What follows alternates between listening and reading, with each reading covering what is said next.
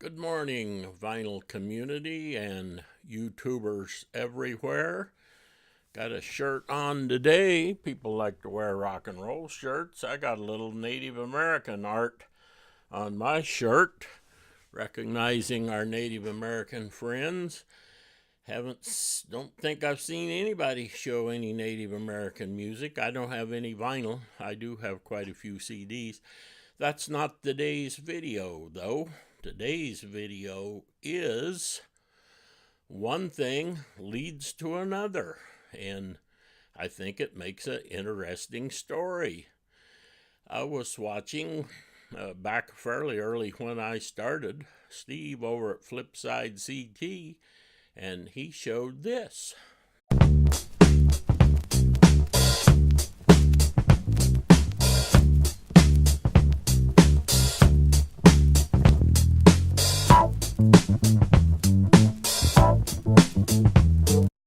Well, I checked out that Maggie Bell on YouTube and I liked it. So I found a good copy of that record on eBay.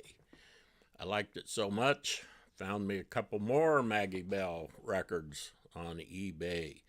Not going to show the other records, but in one of the comments on the Maggie Bell records, our friend over at Fear No Arts, haven't seen him around lately, he said, if you like Maggie Bell, you'll like Beth Hart. So I wasn't familiar with Beth Hart, and so I Googled Beth Hart, and the very first thing I saw was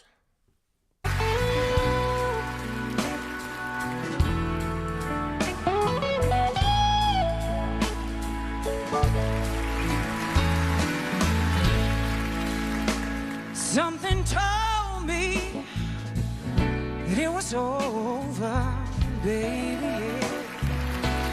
Yeah, took just about that much was all I needed to get some Beth Hart.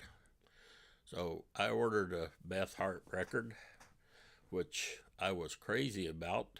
So now I have every piece of vinyl that there is on Beth Hart. But that's just a little part of this story. Well, now the story takes a little change. I showed this record before, but on my very first record store day, I got this record.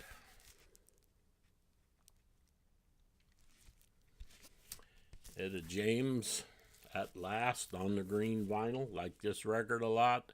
I knew who Etta James was. Of course, if you never heard At Last a number of times over a 40 or 50 year period, you must have been on some other planet. But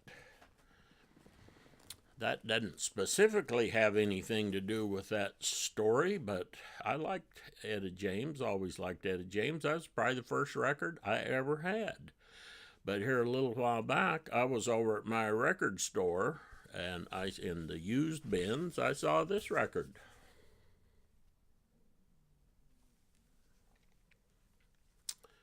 Trying to get the glare off, folks. This record was $6. Got the gold stamp promo copy on the front, was VG++.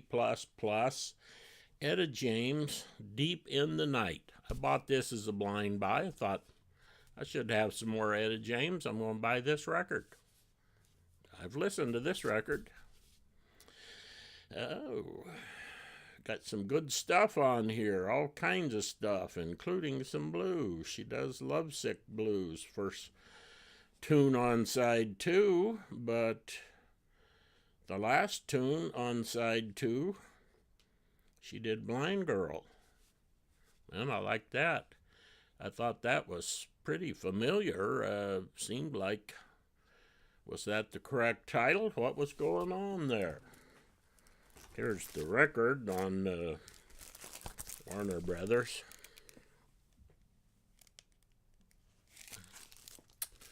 Well, have to get on the internet and get some more information about Etta James. Well, Blind Girl is the same tune as I'd Rather Go Blind. That tune, that Beth Hart was singing on the Kennedy Center's honors. Doing a little research, I found out that Etta James wrote the lyrics to that song. She doesn't get credit because for one reason or another, she gave the lyric copyright to her boyfriend at the time. But probably the only thing he ever wrote was maybe a bad check. So she's not listed as being part of this song, but she wrote the lyrics to the song, and turns out, doing a little research, she had recorded that earlier in his career. The record I just showed here was 1978. The one I just showed was 1978. Well, in 1967, she recorded this record.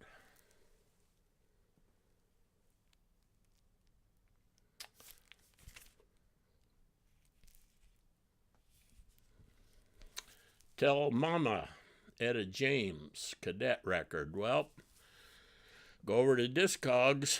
Turns out that record's kind of desired.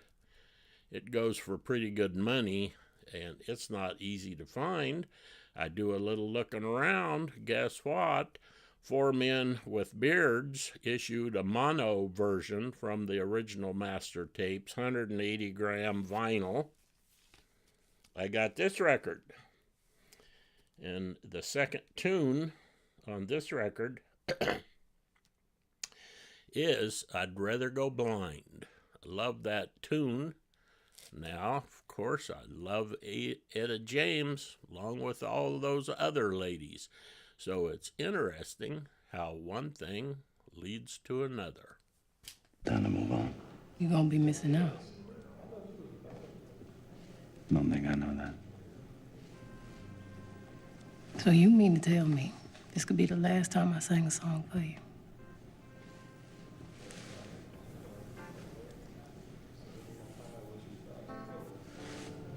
Better make it good. It don't get no better. Y'all ready?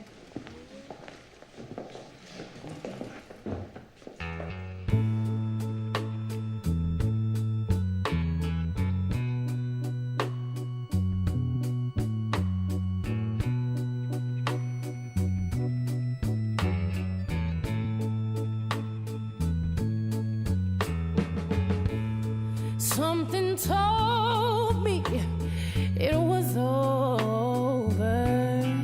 Yeah. When I saw you and her. That was a little clip from the movie Cadillac Records. I think I saw that movie when it come out. I've probably watched it another time since then, but in looking for a little clip to put in this video, I found that clip. And now I'm going to watch the movie again. Cadillac Records, if you haven't seen it, you have to see it. And one thing leads to another.